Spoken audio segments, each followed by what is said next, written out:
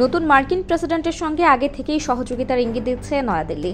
এবার জানা গেল, যুক্তরাষ্ট্র অবৈধভাবে বসবাসরত সব ভারতীয় নাগরিককে চিহ্নিত করে দেশে ফিরিয়ে নেওয়ার জন্য ডোনাল্ড ট্রাম্প প্রশাসনের সঙ্গে কাজ করতে প্রস্তুত মোদী সরকার।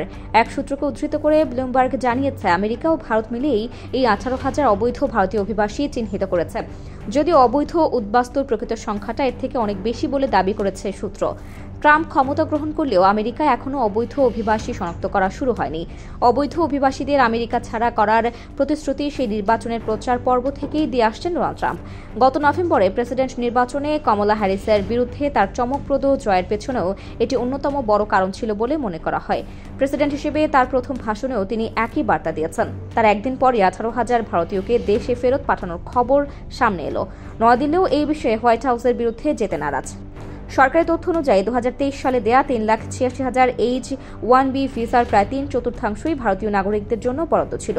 যুক্তরাষ্ট্র থেকে অবৈধ অভিবাসীদের ফেরত নেওয়ার প্রক্রিয়া শিথিল হলে তা ভারতের অন্যান্য দেশের সঙ্গে শ্রমিক ও চলাচল সংক্রান্ত চুক্তির উপর নেতিবাচক প্রভাব ফেলতে পারে বলে জানা গেছে।